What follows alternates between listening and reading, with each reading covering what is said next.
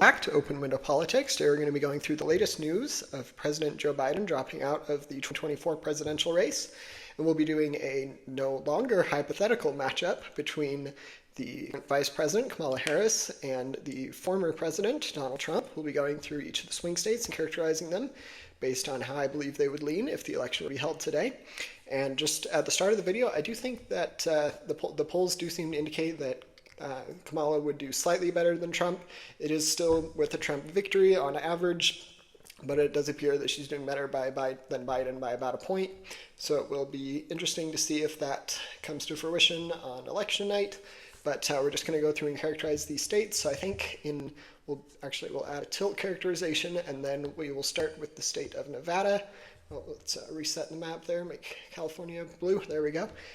So we start with the state of Nevada. I think that this is most likely to be a lean Trump state. Well, actually, I'm going to make it as a tilt Trump state. I think that Kamala Harris will do a better job of driving out turnout, especially in the Vegas area. We'll have to see if that is actually true. But I do think that Kamala Harris would probably do slightly better with an appeal to younger voters and voters of color and other critical groups for the Democratic coalition. But nonetheless, I don't think if the election were to be held today that it would be enough for her to be able to win the state on the presidential level. I do think that on the Senate level, it's got a really good chance of going to the Democrat. It might be a narrow margin, but I do think that it'll go to the Democrats on the Senate level, but I probably project it will be a Republican state on the presidential level.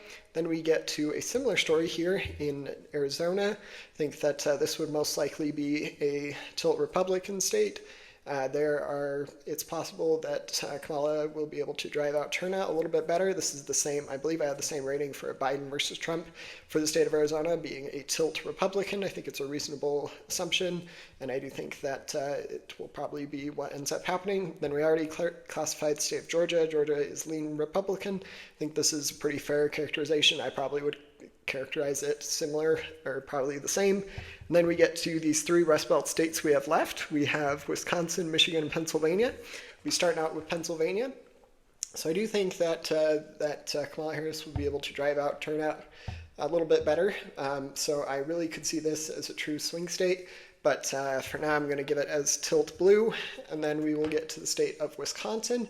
I think that Wisconsin has a decent chance of breaking from the pack, that being the states of Michigan, Pennsylvania, and Wisconsin. And I do think that it will be a tilt Republican margin. I do think that it's the most likely state out of these three Rust Belt states to go in the Republican column. And with that brings former President Trump up to 278 electoral college votes. So regardless of who wins Michigan, it will be a Trump presidency under this prediction. And then I'll characterize the state of Michigan. I think in Michigan that it's probably going to be a close margin. I think that this is probably the best chance Democrats have in winning a state in the Rust Belt. And I could definitely see Pennsylvania flipping red. It's going to be a very narrow race, but for now, I think in Michigan, this is probably Democrats' best chance at being able to win a swing state in the Rust Belt. And so I'm going to give that characterization as tilt blue for Kamala Harris. But regardless, this map results in a Trump victory. This is going to be more than enough electoral college votes for Trump to secure the presidency.